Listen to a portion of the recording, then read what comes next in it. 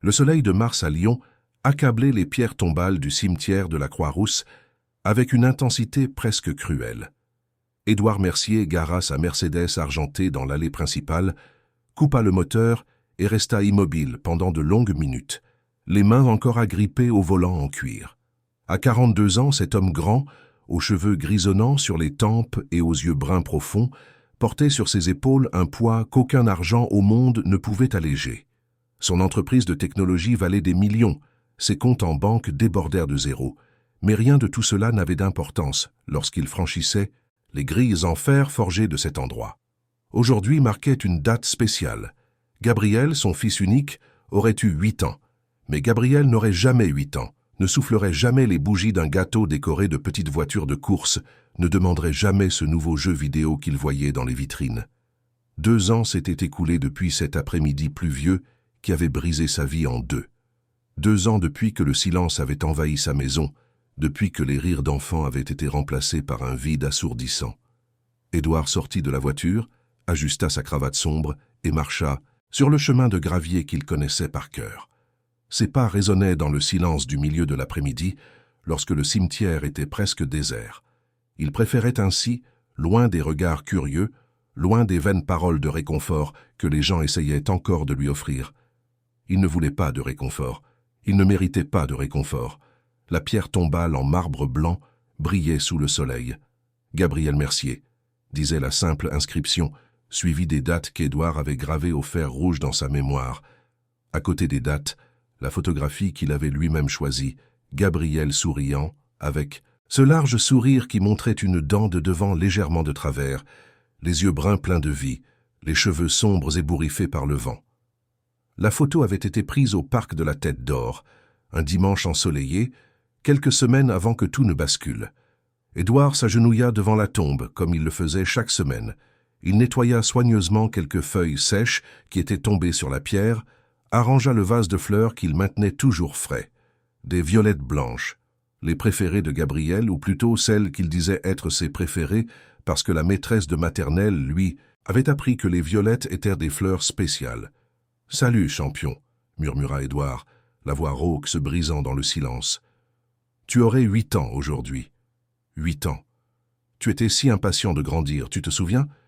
Tu disais que quand tu aurais 8 ans, tu serais assez grand pour faire du vélo sans les petites roues sur la piste cyclable, assez grand pour aller tout seul à la boulangerie du coin. » Il ferma les yeux, essayant de retenir les larmes qui venaient toujours, peu importe combien de fois il répétait ce rituel. Le thérapeute, que son ex-femme Juliane avait insisté pour qu'il consulte, disait qu'il était important de parler de ses sentiments, d'exprimer sa douleur. Mais Édouard n'y arrivait pas avec les gens. C'est seulement ici, dans la solitude de cet endroit, qu'il permettait aux mots de sortir. « Ta mère m'a appelé hier, » continua-t-il, passant ses doigts sur le bord froid du marbre. « Elle va bien. Elle s'est remariée, tu savais, avec son avocat. Il a l'air d'être un type bien. Elle mérite d'être heureuse, Gabriel. Je n'ai pas réussi à lui donner ça, pas après que tout soit arrivé. Je me suis renfermé, champion. Je suis devenu un homme amer, silencieux. J'ai perdu ton sourire et j'ai perdu le sien aussi. » Le vent souffla entre les arbres alentours, faisant bruire les feuilles dans un murmure mélancolique. Édouard ouvrit le sac à dos qu'il avait apporté et en sortit un petit camion de pompiers rouge, en métal, identique à celui avec lequel Gabriel aimait tant jouer. Il le posa délicatement à côté du vase de fleurs. « Je t'ai apporté ça. Tu te souviens quand tu disais que tu voulais être pompier quand tu serais grand? Tu changeais d'avis toutes les semaines. Pompier, astronaute, pilote de course, vétérinaire. Tu avais tellement de vie devant toi, tellement d'avenir. » Sa voix s'éteignit, avalée par l'émotion. Édouard prit une profonde inspiration, essayant de se ressaisir. C'était toujours comme ça. Il venait au cimetière en espérant trouver une sorte de paix, une connexion avec le fils qu'il avait perdu, mais tout ce qu'il trouvait, c'était plus de douleur, plus de culpabilité. Cette culpabilité qui le rongeait de l'intérieur, qui le tenait éveillé nuit après nuit. S'il était parti plus tôt du travail ce jour-là, s'il avait insisté pour aller chercher Gabriel personnellement au lieu de laisser la nounou l'emmener. Si, un petit mot qui portait le poids d'un univers de regrets. Tu me manques tous les jours, chuchota Édouard, le front posé contre le marbre froid. Tous les jours, champion. La maison est vide sans toi, mon cœur est vide sans toi. J'ai essayé de continuer, j'ai essayé de travailler, j'ai essayé de faire semblant que tout allait bien, mais ce n'est pas le cas. Rien ne va bien depuis que tu es parti. Il resta là encore quelques minutes, perdu dans les souvenirs des dimanches au parc, des histoires avant de dormir, des étreintes serrées et des baisers de bonne nuit. Des souvenirs qui étaient tout ce qui lui restait du fils qu'il aimait plus que sa propre vie. C'est alors qu'Édouard entendit des pas, petit, hésitant, s'approchant sur le chemin de gravier. Il ne se retourna pas, espérant qu'il s'en irait, qu'il le laisserait en paix avec sa douleur, mais les pas s'arrêtèrent, juste derrière lui. « Monsieur ?» Une petite voix d'enfant, fine comme le chant d'un oiseau, rompit le silence. Édouard essuya rapidement ses yeux, du revers de la main avant de se retourner. Sa respiration se bloqua dans sa gorge. Là, à quelques mètres de lui, se tenait un garçon. Il ne pouvait pas avoir plus de 5 ans, maigre, la peau mate hâlée par le soleil, des cheveux noirs ébouriffés, les pieds nus couverts de poussière. Ses vêtements étaient simples, rapiécés, mais propres. Mais ce n'était pas ça qui avait figé Édouard sur place. C'était le t-shirt que portait le garçon. Un t-shirt rayé bleu et blanc, délavé, avec une petite déchirure près du col sur le côté gauche. Édouard connaissait ce t-shirt. Il connaissait chaque ligne, chaque tache de jus qui n'était jamais complètement partie, chaque reprise. C'était le t-shirt préféré de Gabriel, le t-shirt avec lequel son fils avait été. « Ce n'est pas possible », murmura Édouard, sentant ses jambes flageoler. Il se leva d'un mouvement brusque, chancelant légèrement. « Où as-tu eu ce t-shirt » Le garçon fit un pas en arrière, effrayé par l'intensité dans la voix d'Édouard. Ses grands yeux sombres brillaient d'un mélange de peur et d'innocence. « C'est le garçon qui me l'a donné », répondit le petit, la voix tremblante. « Quel garçon ?» Édouard avança d'un pas, le cœur battant la chamade dans sa poitrine. « Qui t'a donné ce vêtement? Dis-le-moi tout de suite. » « Le garçon sur la photo. » Le petit pointa la pierre tombale d'un doigt sale. « C'est lui qui me l'a donné, hier soir. » Édouard sentit le monde tourner. C'était une blague de mauvais goût, ça devait l'être. Quelqu'un jouait cruellement avec sa douleur. Mais qui? Qui serait assez infâme pour faire ça?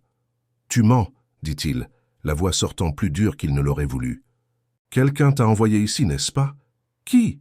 Qui t'a donné ce t-shirt et t'a appris à dire ces choses ?» Le garçon secoua la tête, les yeux embués de larmes. « Personne ne m'a envoyé, monsieur. Je l'ai vu dans mon rêve. Il portait ce t-shirt et il a dit que j'en avais plus besoin que lui. Il a dit que vous venez ici tout le temps et que vous êtes triste et que vous ne parlez plus aux gens. » Les jambes d'Édouard cédèrent finalement et il s'assit lourdement sur le banc de pierre à côté de la tombe. Comment ce garçon savait-il qu'il venait toujours ici? Comment savait-il qu'il était devenu un homme silencieux, qu'il évitait les conversations, qu'il s'était isolé du monde? Ça n'a aucun sens. Édouard se passa les mains sur le visage, essayant d'organiser ses pensées. Gabriel il ne peut pas t'avoir donné ce t-shirt. Tu ne comprends pas? Si, je comprends, monsieur.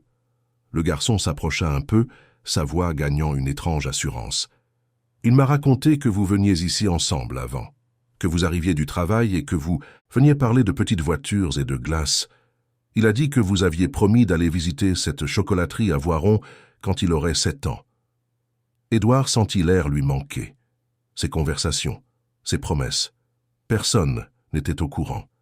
C'étaient des moments privés, chuchotés seulement entre père et fils pendant les trajets en voiture, pendant les dîners où Juliane travaillait tard.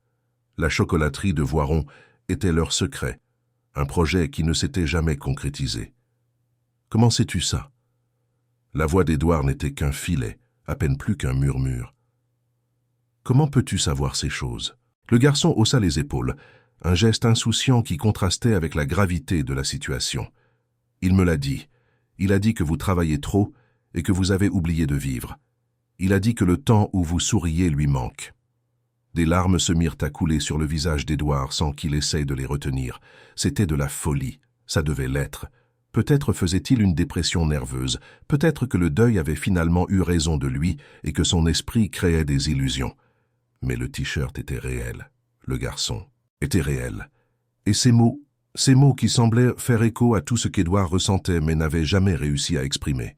« Où as-tu eu ce t-shirt » demanda à nouveau Édouard, ayant besoin d'une explication rationnelle, de quelque chose de concret à quoi se raccrocher. « S'il te plaît, j'ai besoin de savoir. »« Dans la caisse de l'église, » répondit simplement le garçon. « Ma maman a dit que ça venait de la maison de l'homme riche. Il y avait beaucoup de vêtements de garçon et de jouets, mais ce t-shirt, c'est le seul que j'ai voulu, parce que le garçon du rêve me l'a demandé. L'église, les dons. » Édouard se souvint vaguement de Juliane, quelques mois après l'événement, emballant les vêtements et les jouets de Gabriel. Il n'avait pas pu participer, n'avait pas pu toucher ces objets qui portaient encore l'odeur de son fils. Juliane s'était occupée de tout, les larmes coulant silencieusement sur son visage, pliant chaque pièce avec soin avant de les mettre dans des cartons. Elle avait mentionné qu'elle les donnerait à une église du quartier voisin, un endroit qui aidait les familles dans le besoin. Mais ce t-shirt, en particulier, Gabriel avait été enterré avec, car c'était son préféré. Du moins, c'est ce qu'Édouard pensait. Juliane en avait-elle gardé un pareil? Confondait-il ses souvenirs? Il a dit autre chose? Demanda Édouard, la voix tremblante, une partie de lui voulant que le garçon s'en aille, l'autre désespéré d'en entendre plus. Le garçon hocha la tête, sérieux. Il a dit que vous devez arrêter de vous sentir coupable, et il a dit de donner le t-shirt à un garçon qui a encore besoin d'un père. Les mots frappèrent Édouard comme un coup de poing à l'estomac. Il se plia en deux, sanglotant, toute la douleur accumulée pendant 2 ans explosant d'un coup. Édouard ne savait pas combien de temps s'était écoulé quand il sentit une petite main chaude toucher son épaule. Il leva son visage mouillé de larmes et rencontra les yeux inquiets du garçon. Dans ce regard, il y avait une compassion qui ne devrait pas exister chez quelqu'un de si jeune, une compréhension bien trop profonde pour son âge. « Ne pleurez pas, monsieur, » dit doucement le garçon. « Il a dit que vous alliez pleurer, mais qu'après ça irait mieux. Il a dit qu'il vous aime très fort. » Édouard déglutit, essayant de retrouver un certain contrôle sur ses émotions. C'était trop. C'était impossible, illogique. Ça allait à l'encontre de tout ce en quoi il croyait. Mais en même temps, il y avait quelque chose dans cette rencontre bizarre qui touchait une partie de lui qui était morte depuis 2 ans. « Comment t'appelles-tu » demanda Édouard, s'essuyant le visage avec des mains tremblantes. « Lucas » répondit le garçon avec un sourire timide. « Lucas Dubois. J'ai 5 ans, presque 6. Ma maman dit que je suis petit pour mon âge, mais je mange bien, je vous jure. Et ta mère sait que tu es ici, Lucas ?» Le sourire du garçon vacilla. Elle était en train d'allumer un cierge pour mon grand-père, là-bas, devant. Je vous ai vu de loin et... Je ne sais pas, monsieur. J'ai senti que je devais venir vous parler, comme si quelqu'un me tirait. Édouard prit une profonde inspiration, essayant de tout assimiler.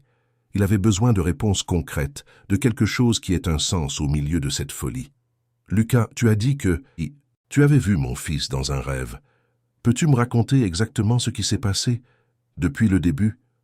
Le garçon s'assit par terre, croisant ses petites jambes maigres, comme s'il s'apprêtait à raconter une histoire à l'école. « C'était hier soir. Je dormais dans le lit avec ma maman, parce qu'on habite dans un petit endroit, et il n'y a qu'un seul lit. Et puis j'ai rêvé que j'étais dans un très beau jardin, plein de fleurs colorées et de papillons. Et c'est là qu'il est apparu. »« Il ?» Édouard se pencha avant chaque mot comme une encre au milieu de la mer agitée de ses émotions. « Le garçon de la photo. Gabriel. Il a dit qu'il s'appelait Gabriel. Il souriait, monsieur, il souriait beaucoup. Il portait ce t-shirt, et il a dit qu'il était spécial, que son papa le lui avait offert pour ses 4 ans. Il a dit que c'est un t-shirt de marin, et que quand il le portait, il se sentait fort, comme s'il pouvait naviguer sur n'importe quelle mer. » Édouard sentit un frisson lui parcourir l'échine. C'était vrai. Le t-shirt avait été un cadeau de sa part acheté lors d'un voyage d'affaires à Marseille. Gabriel l'adorait, disait que c'était son costume de super-héros, que lorsqu'il le mettait, il pouvait tout faire. « Continue » demanda Édouard, la voix peinante à sortir. « Il m'a demandé si je voulais le t-shirt. J'ai dit oui parce qu'il était beau et que je n'ai pas beaucoup de beaux vêtements. Vous savez, la plupart viennent de dons ou du marché. Il a ri et a dit que j'allais trouver le t-shirt dans une caisse près de l'église Notre-Dame de Bon Secours, dans la rue après la grande boulangerie. Il m'a dit d'y aller ce matin et de chercher. Édouard connaissait l'église. C'était exactement là que Juliane avait apporté les dons. Son esprit rationnel tentait de trouver des explications. Peut-être que le garçon avait vu les caisses avant, peut-être que quelqu'un en avait parlé. Mais comment pouvait-il connaître le t-shirt en particulier? Comment pouvait-il connaître des détails aussi intimes? « Et tu y es allé, tout seul ?» demanda Édouard. « Non, monsieur. Ma maman m'a emmené. Elle a trouvé ça bizarre que j'insiste autant, mais j'ai pleuré et j'ai supplié, alors elle est venue avec moi. Et le t-shirt était là, exactement comme dans le rêve, avec cette petite déchirure ici. » Lucas pointa la petite déchirure près du col. « Gabriel a dit que vous aviez essayé de recoudre cette déchirure une fois, mais que vous ne saviez pas bien coudre, alors c'était tout tordu et il a préféré la laisser comme ça. » Les mains d'Édouard se mirent à trembler violemment. C'était vrai. Il avait essayé de réparer la déchirure un après-midi où Juliane était en voyage d'affaires.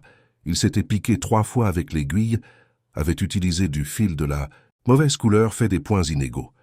Gabriel avait tellement ri qu'ils avaient fini par abandonner, décidant que la déchirure faisait partie du charme du t-shirt. « Ce n'est pas possible, » murmura Édouard, plus pour lui-même que pour le garçon.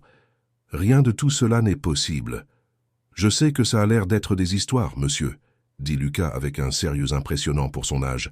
« Ma maman non plus n'y a pas cru au début. Elle a dit que c'était juste un beau rêve. Mais quand on a trouvé le t-shirt exactement là où Gabriel avait dit qu'il serait, elle était restée silencieuse. Elle m'a regardé avec cet air que les mamans ont quand elles ne savent pas quoi dire. « Gabriel t'a dit autre chose dans le rêve ?» Édouard avait besoin de tout savoir, chaque détail, chaque mot. « Il a dit que vous venez ici toutes les semaines, que vous apportez des fleurs, des petites voitures et des livres, que vous lui parlez comme s'il vous entendait encore. Et il vous entend, monsieur. Il a dit qu'il entend toujours, qu'il n'est jamais vraiment parti, il est juste allé dans un endroit où vous ne pouvez pas le voir, mais qu'il reste tout près de vous. » Les larmes se remirent à couler sur le visage d'Édouard. Ses visites hebdomadaires étaient son secret, son rituel personnel. Il n'avait jamais dit à personne à quelle fréquence il allait au cimetière, même pas à Juliane. C'était son moment privé de connexion avec son fils, loin des jugements du monde qui attendaient de lui qu'il surmonte, qu'il aille de l'avant. Il a aussi dit que les câlins de bonne nuit lui manquent, continua Lucas, la voix douce, que vous aviez l'habitude de le serrer très fort dans vos bras et de lui dire 3 fois « je t'aime ». Une fois pour le Gabriel d'aujourd'hui, une fois pour le Gabriel de demain et une fois pour le Gabriel de tous les jours à venir. Il a dit qu'il sent encore ces câlins, même maintenant. Édouard sanglota bruyamment, se souvenant de ce rituel qu'il avait créé quand Gabriel n'était qu'un bébé. 3 « je t'aime », un pour chaque temps, comme une promesse d'amour éternel. Comment ce garçon pouvait-il savoir ça? Comment était-ce possible?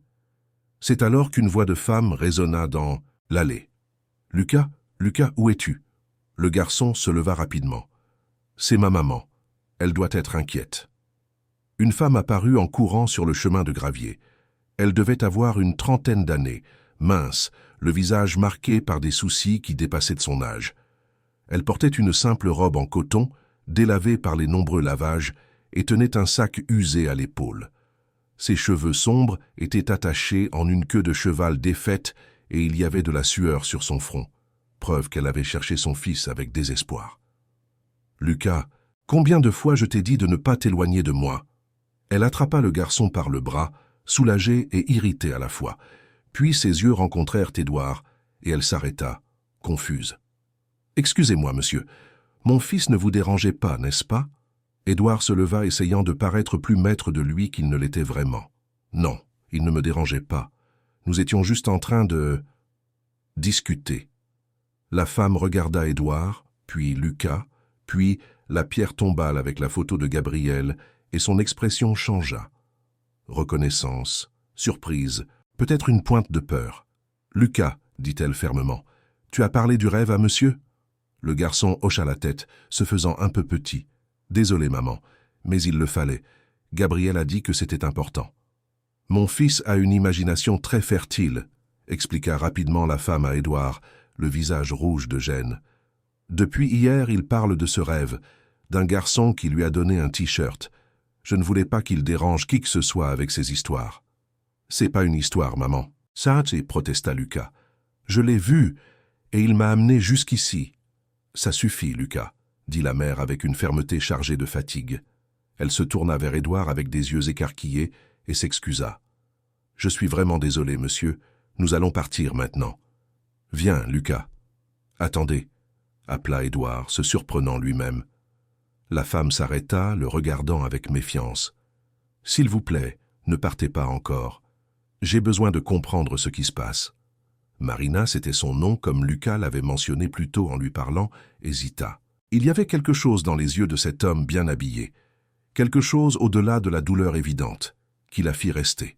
« Je m'appelle Édouard Mercier, » dit-il en tendant la main, un geste automatique de civilité.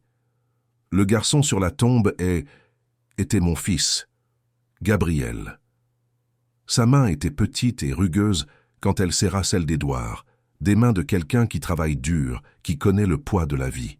« Marina Dubois, » répondit-elle, la voix douce mais ferme. « Monsieur Mercier, je vous présente vraiment mes excuses. Lucas dit des choses étranges depuis hier. Il s'est réveillé en pleine nuit en pleurant, disant qu'il devait trouver un t-shirt rayé, qu'un garçon dans un jardin le lui avait demandé. « Et le t-shirt » demanda Édouard, en montrant le vêtement que portait Lucas. « Où l'avez-vous trouvé » Marina soupira, passant une main sur son visage fatigué. « À l'église Notre-Dame de Bon Secours. Il y a une caisse de dons à l'arrière, près de la salle paroissiale. Lucas a tellement insisté que j'ai fini par l'y emmener ce matin, avant de venir allumer un cierge pour mon père. Et le t-shirt était là exactement comme il l'avait décrit. Je suis resté sans voix. Ce t-shirt, Édouard sentit sa gorge se serrer. C'était celui de mon fils. Mon ex-femme a donné ses vêtements il y a quelques mois. Mais ce t-shirt en particulier, je pensais que Gabriel qu'il était parti avec. » Marina porta la main à sa bouche, comprenant. « Oh mon Dieu ! Monsieur Mercier, je ne savais pas. Si j'avais su que c'était quelque chose de si personnel, je n'aurais jamais laissé Lucas le prendre. Vous pouvez le reprendre, bien sûr. Il est à vous. »« Non, » intervint Lucas, tenant fermement le bas de son t-shirt. « Gabriel a dit de le donner au garçon qui a encore besoin d'un père. Il a dit ça, maman. Tu l'as entendu toi-même. » Édouard et Marina restèrent silencieux, le poids des paroles de l'enfant flottant dans l'air chaud de l'après-midi. Retrouver Marina et Lucas se révéla plus difficile qu'Édouard ne l'avait imaginé. Elle n'avait pas de téléphone, n'avait pas donné d'adresse. Tout ce qu'il savait, c'est qu'ils vivaient quelque part près de l'église et que leur situation financière était précaire. Pendant 3 jours, Édouard retourna à l'église Notre-Dame de Bon Secours à différentes heures, espérant qu'ils apparaissent. Il parla au curé, à des bénévoles, à des gens du quartier. Certains le regardaient avec méfiance, un homme riche dans sa Mercedes cherchant une femme pauvre, et son fils, mais d'autres, touchés par la sincérité dans ses yeux, tentèrent de l'aider. Ce fut Madame Agnès, une dame qui travaillait comme bénévole à la distribution de nourriture, qui donna finalement à Édouard l'information dont il avait besoin. Marina, la pauvre, cette petite, elle travaille dans une blanchisserie rue des Peupliers, près du marché. Elle fait aussi quelques ménages, mais c'est à la blanchisserie que vous la trouverez la plupart du temps. Le petit garçon reste avec elle là-bas, assis dans un coin, sage comme une image. Le jeudi matin, Édouard se rendit rue des Peupliers. La blanchisserie était un petit établissement, coincé entre une boulangerie et une boutique de retouches. À travers la vitrine embuée par la vapeur, Édouard pouvait voir plusieurs femmes travailler, certaines repassant, d'autres pliant d'immenses draps. Et là, au fond, assis sur une chaise en plastique avec un livre de coloriage entre les mains, se trouvait Lucas. La cloche au-dessus de la porte sonna quand Édouard entra, et la chaleur humide de l'endroit l'enveloppa immédiatement. L'odeur de lessive et d'adoucissant était presque étouffante. Plusieurs têtes se tournèrent dans sa direction, des femmes curieuses face à cet homme en costume cravate si déplacé dans cet environnement de dur labeur. « Je peux vous aider ?» demanda une femme plus âgée, probablement la propriétaire, avec un mélange de curiosité et de prudence. « Je cherche Marina Dubois », dit Édouard, essayant de paraître le moins menaçant possible. C'est alors que Lucas le vit. Les yeux du garçon s'écarquillèrent, et un immense sourire illumina son visage. Il sauta de sa chaise, faisant tomber ses crayons de couleur par terre, et courut en direction d'Édouard. « Monsieur, vous êtes venu. Il a dit que vous viendriez. » Lucas s'arrêta à quelques centimètres d'Édouard, un peu timide maintenant qu'il avait attiré l'attention de toutes les femmes de la blanchisserie. Marina apparut de derrière l'une des machines à repasser industrielles, le visage rouge de chaleur et humide de sueur. Elle portait un uniforme simple, un t-shirt blanc et un jean, et ses cheveux étaient attachés en un chignon, serré. Quand elle vit Édouard, son expression passa de la surprise à l'inquiétude. « Monsieur Mercier », dit-elle en s'essuyant les mains sur un chiffon avant de s'approcher. « Il s'est passé quelque chose? Tout va bien ?»« Tout va bien », s'empressa de la rassurer Édouard. « Je devais vous parler. Est-ce qu'on peut discuter? Peut-être prendre un café quelque part ?» Marina regarda la propriétaire de la blanchisserie, une question silencieuse dans les yeux. La femme plus âgée hocha la tête, un sourire curieux flottant sur ses lèvres. « Vas-y, Marina. T'as assez travaillé ce matin. Reviens dans 1 heure. » La boulangerie d'à côté avait quelques petites tables en plastique sur le trottoir. Édouard commanda un café pour lui et Marina, et un verre de lait avec un pain au chocolat pour Lucas, qui attaqua la nourriture avec un appétit qui révélait que ce n'était probablement pas un repas habituel pour lui. « Monsieur Mercier, » commença Marina, remuant nerveusement sa tasse de café. « Je ne sais pas ce que vous voulez, mais si c'est à propos du t-shirt, je peux le rendre. Nous ne voulons pas causer de problème. »« Ce n'est pas à propos du t-shirt, » dit rapidement Édouard. « Enfin, si, c'est à propos de ça, mais pas de la façon dont vous le pensez. » Il prit une profonde inspiration, essayant d'organiser les pensées qui avaient dominé son esprit ces derniers jours. « Après notre rencontre au cimetière, je suis allé à l'église.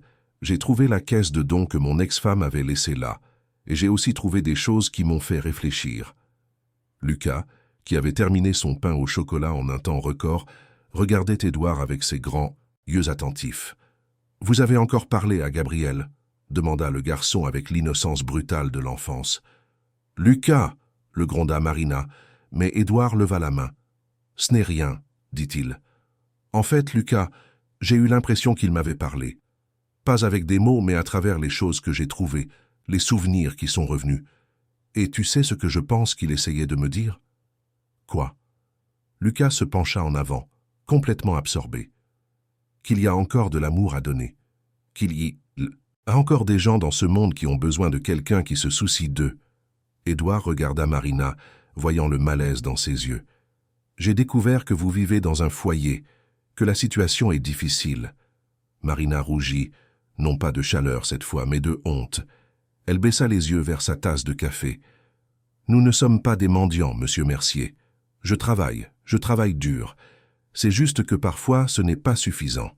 Le loyer à Lyon est trop cher et avec un petit garçon à élever seul, sa voix se brisa et elle essuya rapidement une larme qui s'était échappée.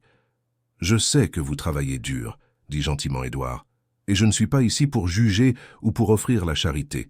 Je suis ici parce que je crois que notre rencontre n'était pas une coïncidence. Je crois que mon fils, d'une manière ou d'une autre, nous a mis sur le chemin l'un de l'autre pour une raison. » « Quelle raison ?»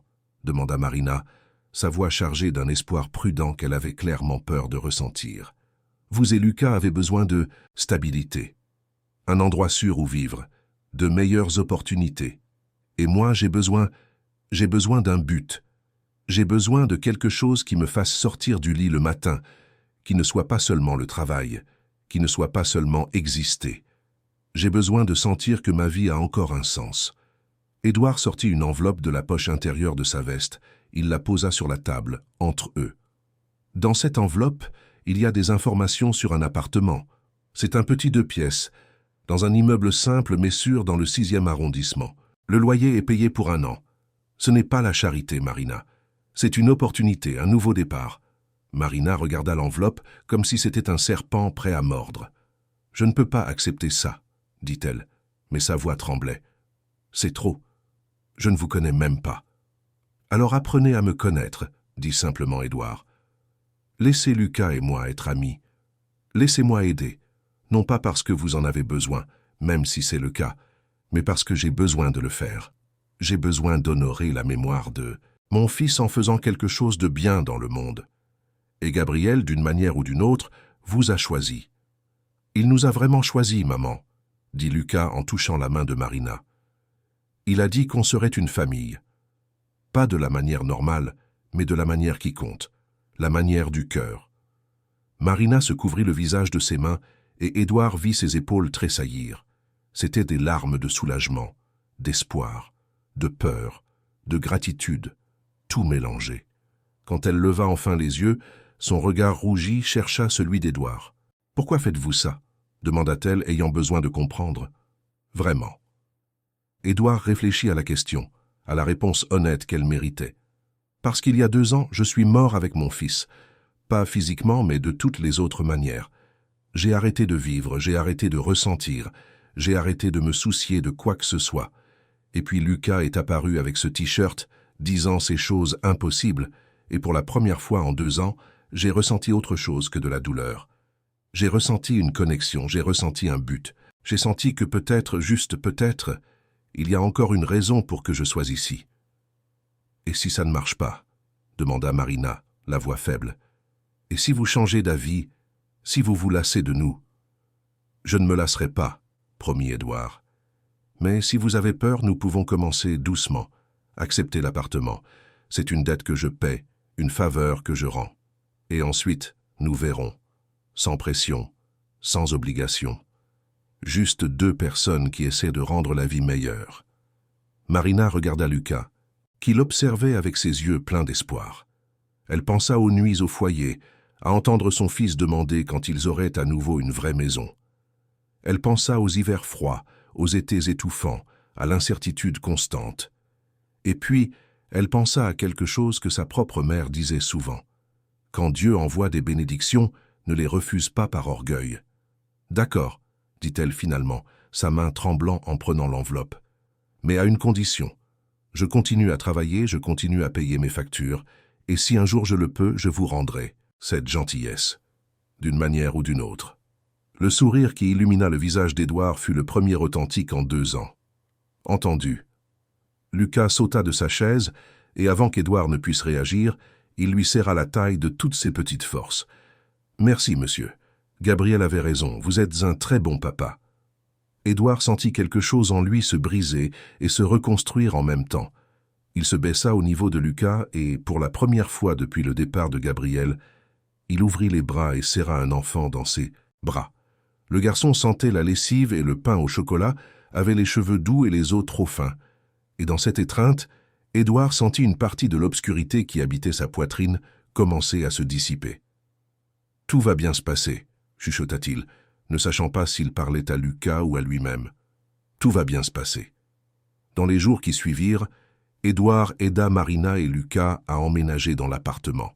C'était simple, comme il l'avait dit, mais propre et meublé avec le nécessaire. Marina pleura en voyant la chambre de Lucas petite mais confortable, avec une fenêtre donnant sur un arbre où les oiseaux faisaient leur nid. Édouard apporta la caisse de jouets de Gabriel et laissa Lucas choisir ce qu'il voulait. Le garçon prit les petites voitures avec un soin respectueux, comme s'il savait que c'étaient des trésors précieux. « Je vais bien m'en occuper, » promit Lucas. « Promis. »« Je sais que tu le feras, » répondit Édouard, ressentant une paix étrange en voyant ses jouets reprendre vie entre les mains d'un autre enfant. Marina insista pour préparer un dîner pour Édouard le premier soir dans le nouvel appartement. Ce n'était rien d'élaboré, du riz, des lentilles, du poulet rôti et de la salade, mais c'était fait avec soin et gratitude. Les 3 s'assirent à la petite table de la cuisine, et pour la première fois depuis longtemps, Édouard ne mangea pas seul devant la télévision ou en travaillant sur son ordinateur portable. « Au nouveau départ », dit Marina en levant son verre de jus d'orange. « Au nouveau départ », répéta Édouard en trinquant avec elle. « Et à Gabriel », ajouta Lucas, son petit gobelet en plastique rejoignant les 2 autres, « qui nous a réunis. »« À Gabriel », dirent ensemble Édouard et Marina, et un instant, Édouard aurait juré sentir une présence chaleureuse dans la pièce, une approbation silencieuse, un amour qui transcendait la distance entre les mondes. Le samedi se leva avec un ciel d'un bleu éclatant, un de ces jours où Lyon semblait plus amical, moins chaotique. Édouard se réveilla plus tôt que d'habitude, non pas pour le travail pour la première fois depuis des années, mais parce qu'il avait fait une promesse. Il avait suggéré d'emmener Marina et Lucas au parc de la Tête d'Or, le même endroit où la photographie qu'il avait trouvée avait été prise, le même endroit où Gabriel avait été le plus heureux, Au début, Marina avait hésité. « Je ne veux pas que vous ayez l'impression de devoir passer tout votre temps libre avec nous », avait-elle dit avec cette préoccupation constante de ne pas être un fardeau. Mais Édouard avait insisté, et il y avait quelque chose dans ses yeux qui l'avait convaincu. Il avait besoin de le faire. Pour Gabriel, oui, mais aussi pour lui-même. Édouard passa prendre Marina et Lucas à l'appartement à 9 heures du matin. Lucas sauta pratiquement dans la voiture, excité par la perspective de la promenade. Il portait le t-shirt rayé, comme toujours, et chaussait les nouvelles baskets qu'Édouard lui avait achetées quelques jours auparavant, avec d'autres vêtements nécessaires. Marina avait d'abord protesté, mais avait fini par accepter quand Édouard lui avait expliqué que Gabriel aurait eu le même âge que Lucas, et qu'acheter ces choses lui donnait l'impression de s'occuper encore de quelqu'un. « Maman, tu crois qu'il y aura des canards sur le lac ?» demandait Lucas sans cesse pendant qu'Édouard conduisait. « Et des cerfs-volants ? Gabriel a dit qu'il adorait faire voler. Des cerfs-volants là-bas. Est-ce qu'on pourra en faire voler aussi ?» Marina sourit, ce sourire fatigué mais plein d'amour de mère. « On verra, mon chéri. Aujourd'hui, on profite de ce qui vient. » Le parc était bondé, comme toujours le samedi. Des familles entières s'étalaient sur les pelouses, des enfants couraient entre les arbres, des vendeurs ambulants proposaient du pop-corn et de la barbe à papa. Édouard se gara et, pour la première fois depuis sa dernière visite avec Gabriel, il arpenta ses allées sans sentir qu'il portait un poids de béton sur la poitrine. « Par où ? On commence ?» demanda Marina, tenant la main de Lucas qui voulait déjà partir en courant. Édouard regarda autour de lui, laissant les souvenirs le guider. « Il y a un endroit spécial, » dit-il. « Près du lac, il y a une zone avec des arbres immenses. Gabriel disait que c'étaient des arbres magiques, parce qu'ils étaient si grands qu'ils devaient avoir des centaines d'années. On y va ?» Ils marchèrent ensemble, Édouard montrant des endroits qui avaient été importants pour lui et Gabriel. Le glacier où ils s'arrêtaient toujours, le kiosque à musique où ils avaient une fois assisté à un concert de musique classique et où Gabriel s'était endormi sur ses genoux. L'aire de jeu où Gabriel avait vaincu sa peur du grand toboggan. Chaque souvenir faisait mal, mais c'était une douleur différente maintenant. Pas cette douleur lancinante qui déchirait de l'intérieur, mais quelque chose de plus doux, plus proche de la nostalgie que de l'agonie pure. Et avoir Marina et Lucas là, écoutant ces histoires, riant des bêtises de Gabriel, rendait tout cela plus supportable. Quand ils arrivèrent à l'endroit spécial près du lac, Édouard s'arrêta. L'arbre était là, l'énorme figuier sous lequel il avait pris cette photo. Les racines formaient un labyrinthe naturel, où Gabriel adorait jouer à cache-cache. « C'était ici, » dit Édouard en touchant le tronc rugueux de l'arbre. « On passait des heures ici. Je lui lisais des histoires, on inventait des aventures.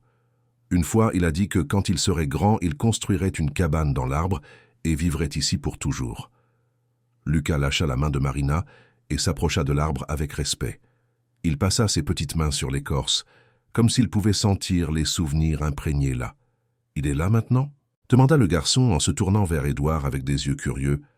Édouard sentit un nœud dans sa gorge. « J'aimerais y croire, Lucas, que d'une manière ou d'une autre, il est encore dans les endroits qu'il a aimés. »« Il est là, » dit Lucas avec cette certitude absolue que seuls les enfants possèdent. « Je peux le sentir. Il est content que vous soyez revenu ici. » Marina s'approcha d'Édouard, lui touchant doucement le bras. « Ça va ?» demanda-t-elle à voix basse. « Ça va », répondit Édouard, et il réalisa avec surprise que c'était vrai.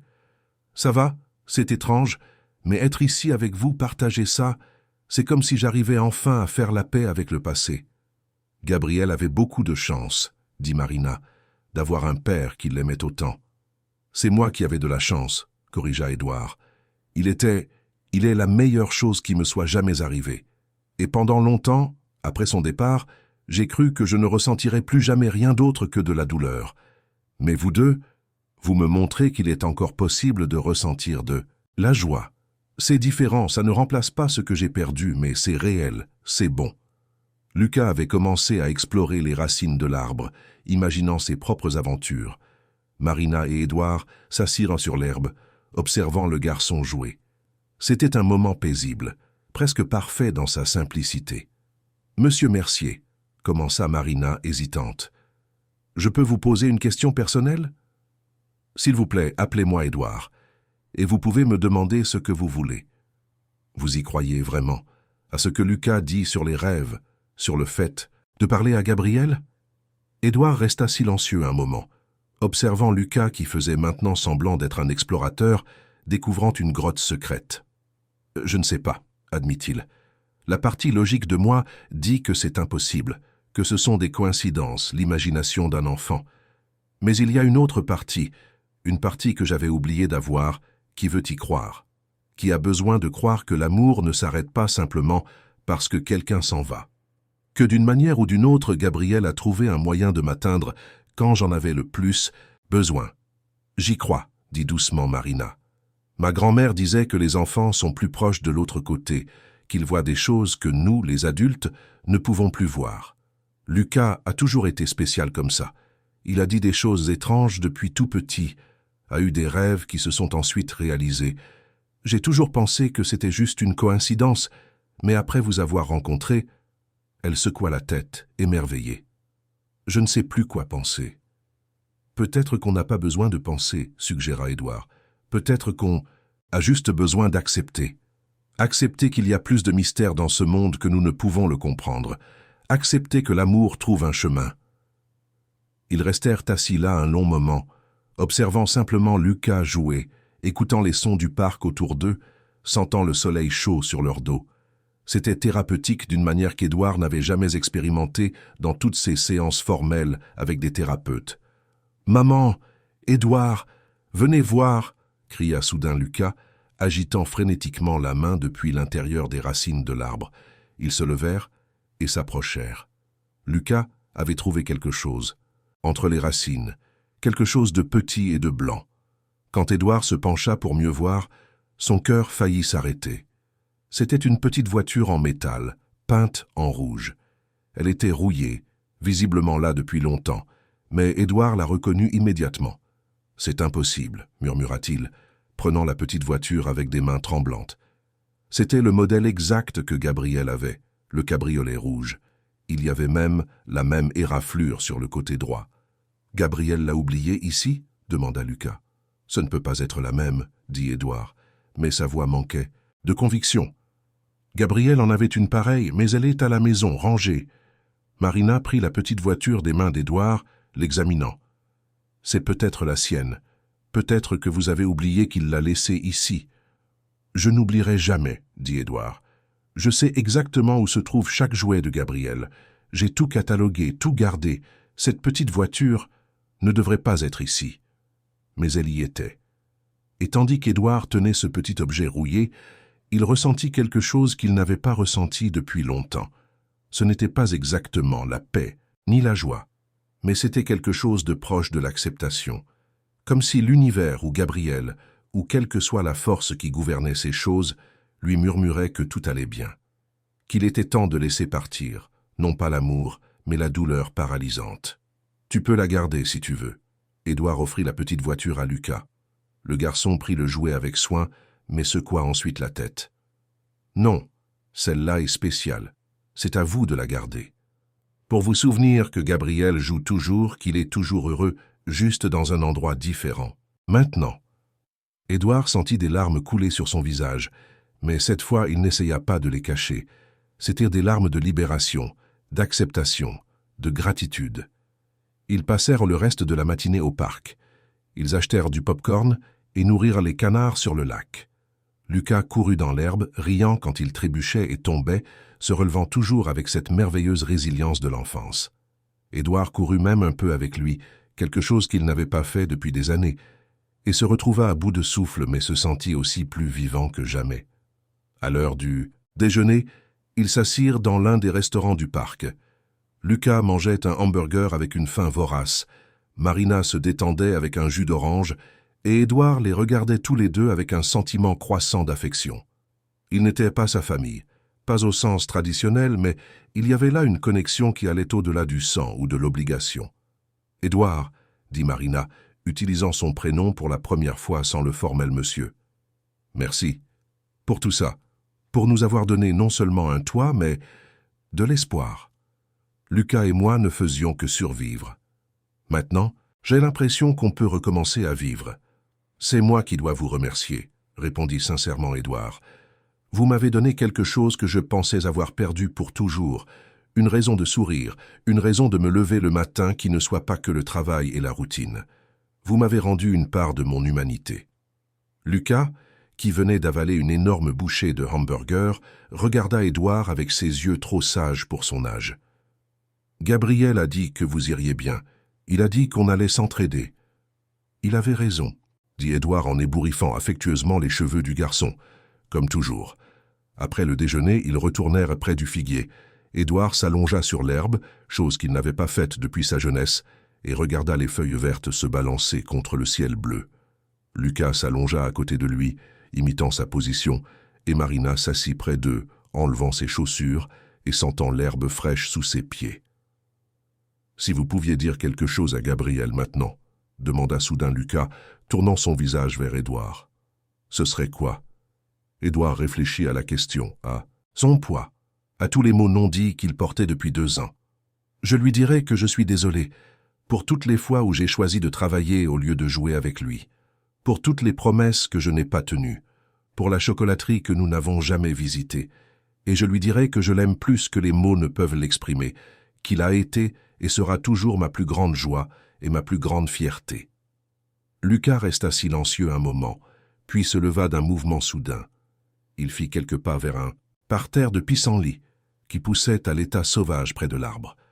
Lucas se pencha et cueillit délicatement un pissenlit, ses fleurs blanches et délicates que Gabriel adorait aussi. Édouard se souvenait d'après-midi entiers à regarder son fils souffler les graines au vent, faisant des vœux secrets tout en observant les petits flocons blancs danser dans l'air comme de minuscules parachutes. Le garçon revint à pas lents et solennels, tenant la fleur à 2 mains, comme s'il portait quelque chose de précieux et de fragile. Quand il arriva près d'Édouard, il s'agenouilla à côté de lui, et ses grands yeux sombres semblaient regarder à travers lui, vers un endroit lointain que seuls les enfants pouvaient voir. « Il m'a demandé de vous donner ça, » dit Lucas, tendant le pissenlit à Édouard. La main d'Édouard trembla en prenant la fleur. Elle était si légère, si délicate, mais portait un poids émotionnel qui faillit l'écraser. « Qui te l'a demandé, Lucas ?» ?»« Le garçon souriant, » répondit Lucas avec cette simplicité effrayante. « Gabriel. Il est là, juste à côté de vous. Vous ne le voyez pas ?» Édouard regarda autour de lui, désespéré de voir quelque chose, n'importe. Quel signe! Mais il n'y avait que le parc, les arbres, les familles riant au loin. Rien d'extraordinaire, rien de surnaturel. Juste un samedi ordinaire. Et pourtant, il y avait quelque chose dans l'air, une présence chaleureuse, un parfum qu'il ne pouvait identifier, mais qui lui était intimement familier. « Qu'a-t-il dit d'autre » demanda Édouard, la voix à peine plus qu'un murmure brisé. Marina s'était approchée, posant une main sur son épaule dans un geste de soutien silencieux. Lucas ferma les yeux, comme s'il écoutait quelque chose que personne d'autre ne pouvait capter. Son petit visage était serein, paisible, illuminé par une lumière intérieure qui semblait venir d'un autre monde. Quand il rouvrit les yeux, des larmes coulaient, mais un sourire jouait aussi sur ses lèvres. « Il a dit que vous n'avez plus besoin de venir au cimetière toutes les semaines, » commença Lucas, et Édouard sentit son cœur se serrer. Pas parce qu'il ne veut pas que vous veniez, mais parce qu'il n'est pas là-bas. Il est partout où vous vous aimiez. Il est dans l'odeur du pop-corn, dans le son des rires d'enfants, dans la chaleur du soleil. Il est ici, il est chez... Faut qu'il est dans votre cœur. Édouard se couvrit le visage de ses mains, les épaules secouées de sanglots silencieux. Marina l'enlaça par derrière, laissant couler ses propres larmes, sentant la douleur et le soulagement de cet homme qui était devenu si important pour elle et son fils en si peu de temps. « Il a dit qu'il est désolé, » continua Lucas, sa petite voix ferme malgré les larmes. « Désolé d'être parti si tôt, de vous avoir rendu triste. Mais il va bien, monsieur, il va très bien. Il y a un jardin magnifique où il joue, il a des amis, il a tout ce dont il a besoin. Et il peut vous voir tout le temps. Il voit quand vous pleurez, il voit quand vous travaillez trop, il voit quand vous oubliez de manger parce que vous êtes trop occupé. » Gabriel, chuchota Édouard à l'air, à l'univers, où que soit son fils. « Mon garçon, mon petit guerrier. » « Il n'est plus si petit, » dit Lucas avec un sourire mouillé. « Il a grandi. Il a 8 ans maintenant, comme il devrait. Il a dit qu'il a grandi là où il est, qu'il n'est pas resté figé dans le temps. Et il est heureux, monsieur, très heureux, mais il s'inquiète pour vous. Inquiet? Édouard s'essuya le visage, essayant de se ressaisir assez pour entendre chaque mot. Il a dit que vous travaillez trop, que vous avez oublié de vivre, que vous aviez promis de ne jamais arrêter de sourire, mais vous avez arrêté. Et il veut que vous vous souveniez de cette promesse. Il veut que vous soyez heureux à nouveau, que vous aimiez à nouveau, que vous viviez vraiment. Édouard pensa à la photo, au message qu'il avait écrit au dos tant d'années auparavant. N'arrête jamais de sourire, mon garçon, même quand je suis trop occupé pour le faire. Mais c'était lui qui avait arrêté de sourire, pas Gabrielle. Même à la fin, même dans ces derniers moments qu'Édouard ne pouvait se remémorer sans ressentir une douleur lancinante, Gabrielle avait souri. Son fils avait toujours été plus fort, plus courageux, plus lumineux que lui. « A-t-il un autre message ?» demanda Édouard, ayant besoin d'absorber chaque mot, de graver chaque phrase dans son cœur. Lucas hocha la tête, s'essuyant ses propres larmes, du revers de la main. Il prit une profonde inspiration, comme s'il se préparait à quelque chose d'important, de grand. Il a dit de vous dire qu'il vous pardonne, pour toutes les fois où vous êtes arrivé en retard, pour toutes les promesses que vous n'avez pas tenues. Il pardonne tout. Et il a dit que vous devez vous pardonner aussi, que ce n'était pas de votre faute, que les accidents arrivent et que personne ne peut tout contrôler, que vous devez arrêter de porter cette culpabilité parce qu'elle vous tue de l'intérieur. Les mots frappèrent Édouard comme un éclair, la culpabilité. Cette culpabilité qui le rongeait depuis le jour de l'accident, qui lui murmurait à l'esprit que s'il avait fait différemment, s'il avait été meilleur, plus présent, plus prudent, Gabrielle serait encore en vie. Cette culpabilité qui avait détruit son mariage, qui avait transformé sa vie en une existence vide. « J'aurais dû être là », dit Édouard, la voix brisée. « J'aurais dû aller le chercher personnellement. J'aurais dû... » « Non, » l'interrompit Lucas avec une fermeté surprenante pour quelqu'un de si petit. Gabrielle a dit non. Que vous ne pouviez pas savoir, que personne ne pouvait savoir, et qu'il ne veut pas que vous gâchiez le reste de votre vie à vous sentir coupable. Il veut que vous viviez, que vous soyez heureux, que vous trouviez l'amour à nouveau, que vous aidiez les gens comme vous nous aidez, ma mère et moi. Il a dit que c'est la meilleure façon d'honorer sa mémoire. Pas en gardant la douleur, mais en répandant l'amour. Marina pleurait ouvertement maintenant, émue par le message, par la transformation qu'elle voyait se produire sous ses yeux. Édouard était un homme brisé qui se reconstruisait, pièce par pièce, mot par mot. « Et il y a plus, » dit Lucas, séchant son visage et prenant une expression plus joyeuse. « Il a une demande. »« N'importe quoi, » dit immédiatement Édouard. « Tout ce qu'il veut. » Lucas sourit, ce sourire d'enfant qui illuminait tout autour de lui. Il a dit « Dis à papa de ne pas travailler tard ce soir, ni demain, ni plus jamais. Dis-lui qu'il est temps pour lui de vivre, de passer du temps avec les gens qui tiennent à lui, de faire les choses qu'il a toujours reportées. Dis-lui qu'il n'y a pas d'après, il n'y a que maintenant, et que j'irai bien toujours, mais je ne serai vraiment heureux que quand il le sera aussi. » Le silence qui suivit était lourd d'émotion, mais aussi d'espoir. Édouard tenait le pissenlit comme si c'était la chose la plus précieuse au monde. Et peut-être que ça l'était. Un dernier cadeau d'un fils à un père, une permission d'avancer, une bénédiction pour vivre. « Il y a encore une chose, » dit Lucas, sa voix reprenant cette qualité lointaine, comme s'il répétait des mots qu'il entendait de très loin. « Il a dit que vous irez bien, que Marina et moi allons aider comme vous nous aidez. Il a dit que nous ne sommes pas une famille de sang, mais que l'amour n'a pas besoin de sang pour être réel. Que parfois, les meilleures familles sont celles que nous choisissons, pas celles dans lesquelles nous naissons. » Édouard regarda Marina, vit les larmes dans ses yeux, l'espoir mêlé de peur, l'amour naissant qu'aucun des deux n'avait encore le courage de nommer. Il regarda Lucas, ce garçon extraordinaire qui était entré dans sa vie de manière si impossible, si magique, et qui avait apporté la lumière là où il n'y avait que l'obscurité. « Il s'en va maintenant », annonça soudainement Lucas, regardant un point à côté d'Édouard, qui restait vide aux yeux de l'homme. Mais il a dit qu'il sera toujours là, que quand vous sentirez le vent dans vos cheveux, c'est lui qui dit bonjour, que quand vous entendrez des rires d'enfants, c'est lui qui rit aussi, que quand vous sentirez votre cœur plus léger, c'est lui qui enlève un peu du poids que vous portez. « Attends, » dit Édouard, tendant la main vers le vide, désespéré. « Attends, je n'ai pas eu la chance de dire au revoir. Je n'ai jamais dit au revoir correctement. Il a dit que ce n'est pas nécessaire, » sourit Lucas. « Parce que ce n'est pas un adieu, c'est un au revoir. Et il a dit qu'il t'aime. Il t'aime plus que toutes les étoiles dans le ciel, plus que tous les grains de sable sur la plage, plus que toutes les glaces du monde réunies. Il t'aime pour toujours et à jamais, et pour l'éternité. » C'était la façon dont Gabriel le disait. « Je t'aime pour toujours et à jamais et pour l'éternité », répétant les derniers mots, les faisant sonner comme une chanson, comme une promesse éternelle. Édouard ne put plus se retenir. Il s'effondra complètement, agenouillé sur l'herbe, se serrant dans ses propres bras, le pissenlit toujours coincé entre ses doigts. Marina s'agenouilla à côté de lui, l'enlaçant, et Lucas se joignit à eux, ses petits bras entourant les deux adultes du mieux qu'ils pouvaient. Ils restèrent ainsi un long moment, trois âmes blessées se guérissant ensemble sous le soleil de l'après-midi, à l'ombre du figuier qui gardait tant de souvenirs. Et Édouard ressentit quelque chose qu'il n'avait pas ressenti depuis 2 ans.